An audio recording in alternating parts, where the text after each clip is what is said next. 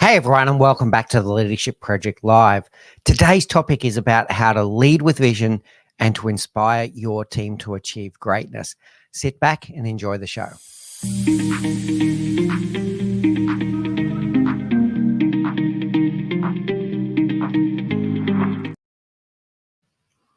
So welcome back to the Leadership Project Live, wherever you're joining us from. Thank you for joining us today.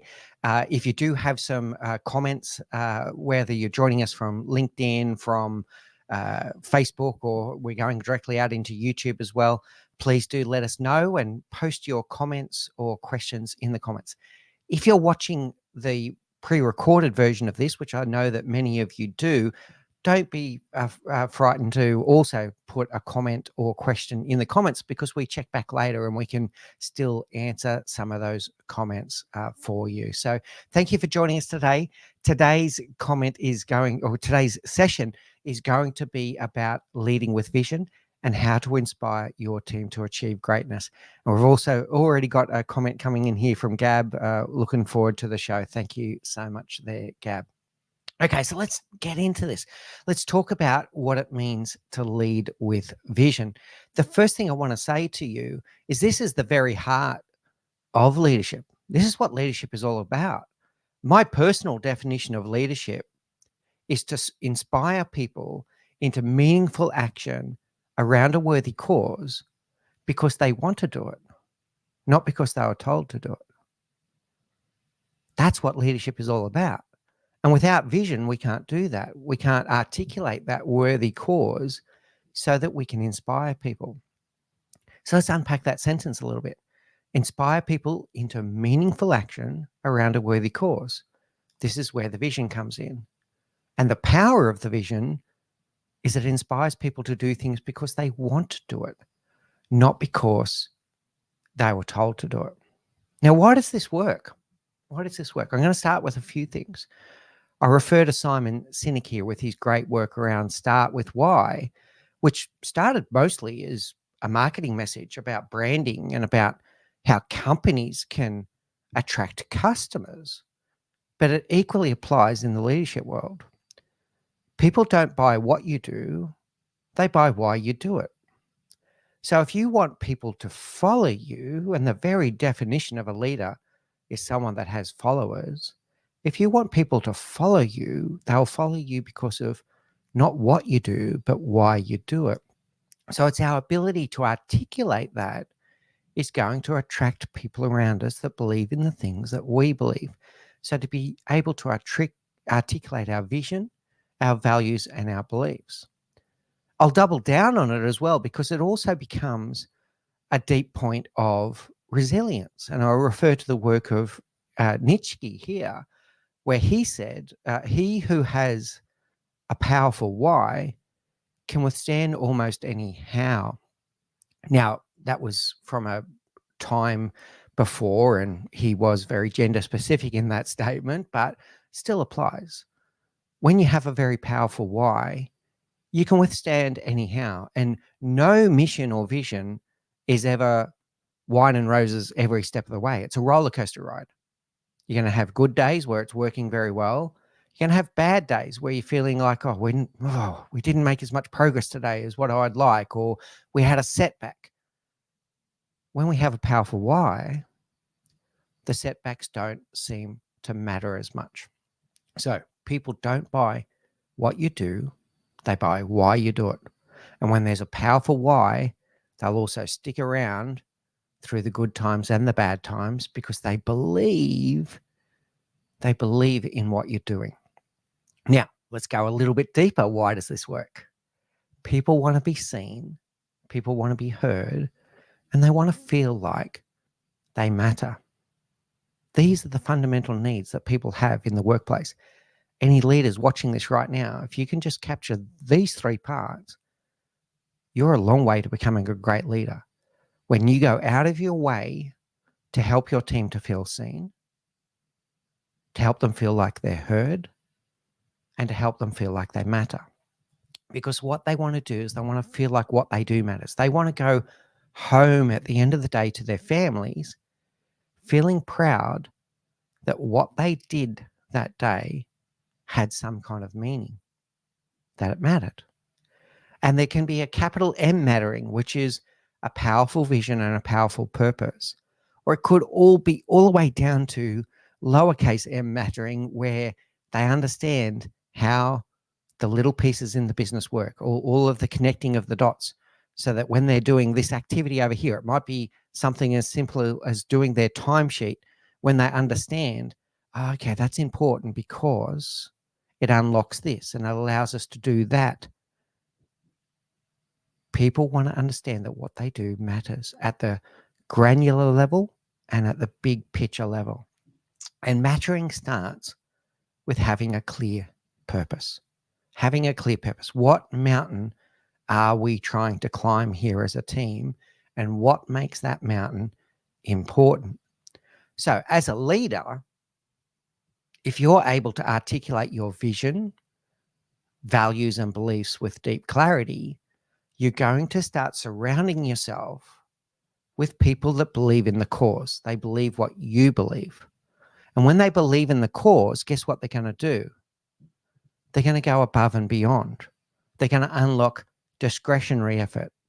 They're no longer just doing the bare minimum to make sure that they don't get fired, or doing the bare minimum to make sure they get a salary into their bank account so they can pay their bills and put food on the table. When they believe in the cause and they understand the cause, they're going to go above and beyond. Now, I'm not talking here about doing extra hours. I'm talking about extra energy.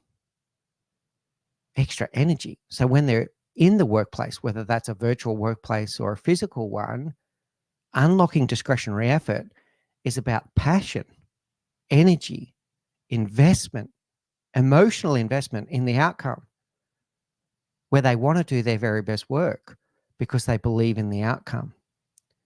This is what this is all about. So let me share some examples from my own life about this sharing of vision and beliefs and how powerful it can be. So first of all, it is possible to have more than one purpose. And I know I do. I've got probably 3, and I'm going to touch on 2 of those today.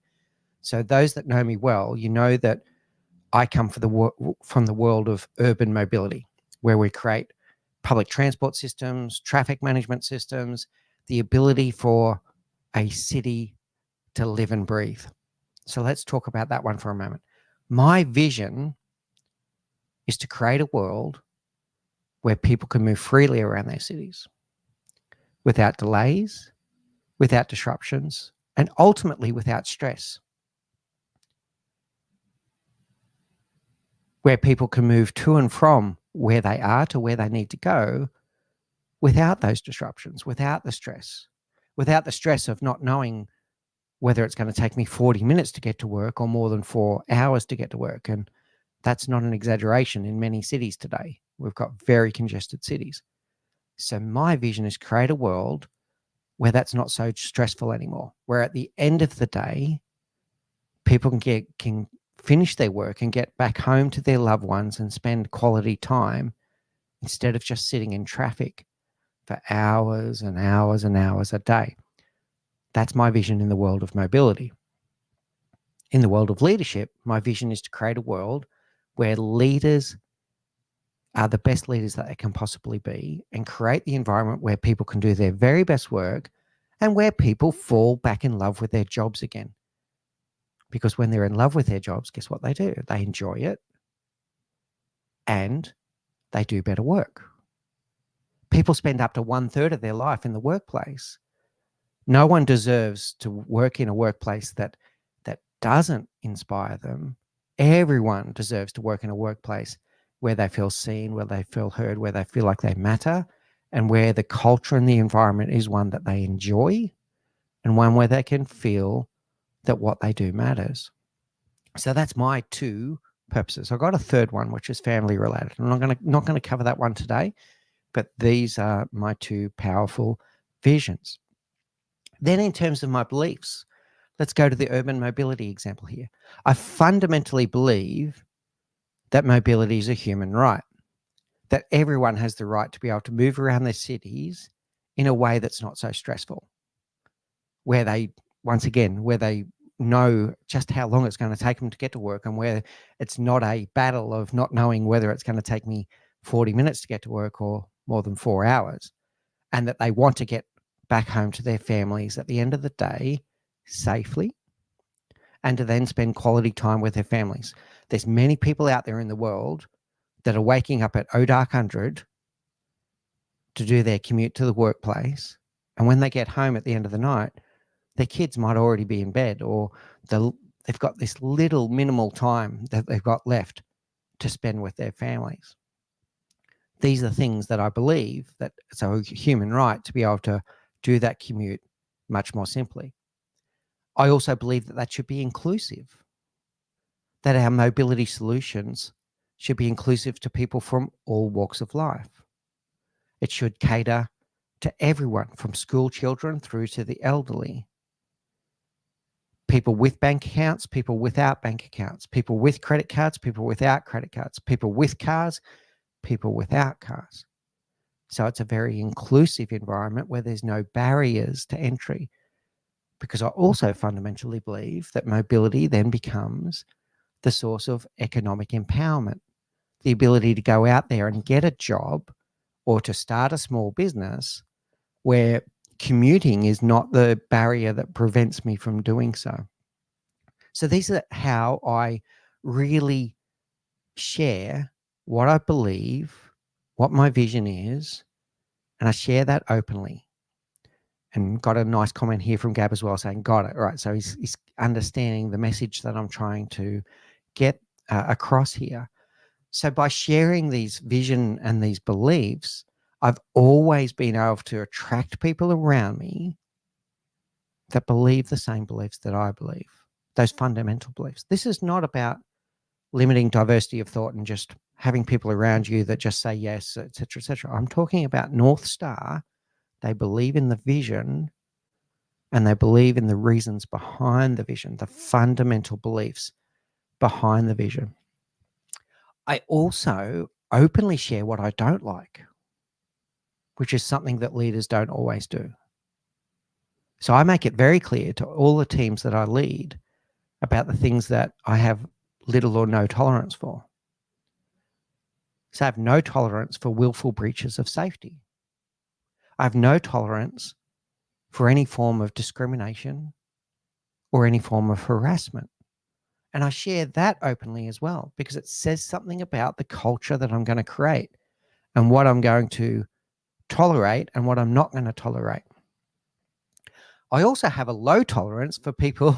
I've got to stick up my hand here. You might call this a little bit unfair, potentially. I've got a low tolerance for people with a fixed mindset or a victim mindset, where they're not willing to try new things, and they have these limiting beliefs where they're either good at something or they're not good at something.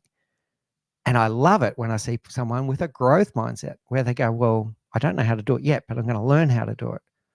And the same thing with a victim mindset versus a creator mindset. I have a low tolerance for people that just blame their circumstances and the things around them. And they say, well, it wasn't my fault. It was the market conditions, or it was someone else. It's always someone else's fault.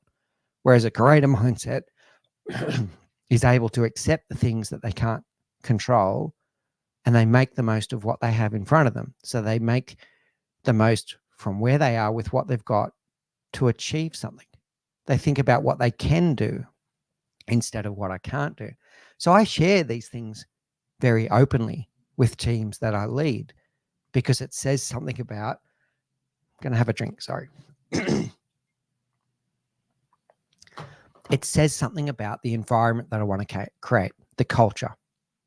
So share your vision, share your beliefs, and share the things that you have little or no tolerance for.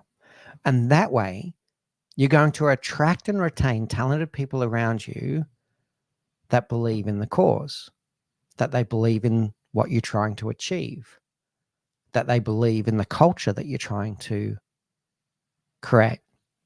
If we don't articulate these things, it's then just a hit and miss exercise.